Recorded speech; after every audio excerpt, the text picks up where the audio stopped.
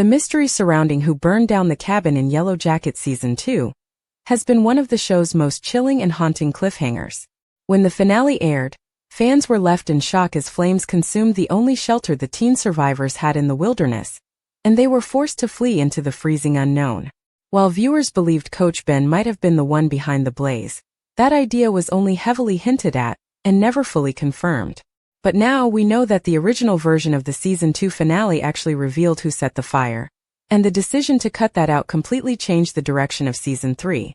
In the original cut of the Yellowjackets Season 2 finale, scenes were shot that clearly showed Coach Ben Scott was responsible for setting the cabin on fire. Actor Steven Kruger, who plays Coach Ben, confirmed in an interview with IndieWire that these explicit scenes were filmed. However, the creators decided to keep things mysterious and removed them before the final version aired. Instead of giving viewers a clear answer, the show left behind subtle clues that made Ben's involvement seem likely, but not certain.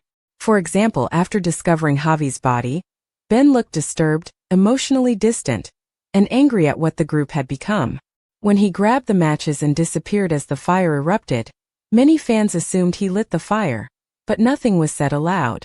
And Natalie, in one of her last conversations with Ben, basically told him he no longer belonged with them. Still, the ambiguity made a huge difference. If the original ending had stayed in place, and Ben was 100% confirmed as the one who burned the cabin down, his entire storyline in Season 3 would have shifted. Instead of being seen as a broken, disillusioned mentor trying to survive among violent teens who had lost their humanity, Ben would have been viewed as a potential villain. After all, if he had actually tried to kill the group by trapping them in a burning cabin, the Yellowjackets would have had every reason to want him gone. Any suffering he experienced later would have felt justified from their point of view. But because the show held back that confirmation, his story became far more complex and tragic. He wasn't just a character to fear. He was someone the audience could sympathize with. That made the horror of what the girls were turning into even more heartbreaking to watch. The decision to leave Ben's guilt up in the air also added more drama and tension to the group's dynamics in Season 3. If everyone had been sure he was the one who destroyed their shelter, they likely would have come together against him. Instead, the group was divided. Some believed he was guilty, others weren't sure, and some didn't care because they were more focused on surviving or following their new wilderness-based belief system. These divisions didn't end with Ben's death either. They helped fuel the ongoing conflict about whether to remain in the wilderness or try to find a way out. These choices became central to the direction of the third season. But with Coach Ben now gone, fans are still left wondering, who really did burn down the cabin? Ben said he didn't do it. If we believe him, then that means someone else must have struck the match. The show has yet to give a definitive answer, and time might be running out.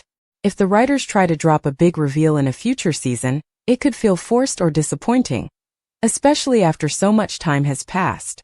Still, there are other characters who might have had a reason. Misty, for example, has shown herself to be manipulative and dangerous. Teresa, who has a mysterious and often dark second self, could also be capable of something like this during a blackout state. But any reveal now would need to be handled very carefully to have any emotional impact. The bigger question is, does the answer even matter anymore? The survivors have come a long way since the fire. They've already adapted to life in the wilderness without their cabin. They've experienced losses, like Mari's death, and seen major transformations, like Shauna becoming the new Antler Queen. The group has fractured, reformed, and continues to struggle with trauma, guilt, and survival. With Natalie's radio call hinting at possible rescue, the focus of the show is clearly shifting toward what happens when they leave, or if they even want to. The cabin fire mystery feels like something they've moved past. But for fans who have been watching since the start, not knowing who started the fire still feels like a missing piece of the puzzle. If the original ending had stayed, and the mystery had been solved then and there, Season 3 would have looked very different. Coach Ben's arc would have been much simpler, less tragic, and more of a moral reckoning. The group's reaction to him would have been straightforward, and many of the tensions that helped make Season 3 so emotionally rich wouldn't have existed. It's a reminder of how powerful storytelling decisions, even small ones like cutting a scene, can completely reshape a season. And in this case, the choice to keep things vague gave Yellowjackets a more layered and haunting tone. Ultimately, whether we ever find out who really started the fire or not, what matters most is how that event changed the survivors. It forced them to face death, betrayal, and their own limits. It pushed them deeper into the darkness of the wilderness and deeper into the versions of themselves they never thought they'd become. Whether the culprit was Ben or someone else, the fire marked a turning point. It burned more than wood and walls.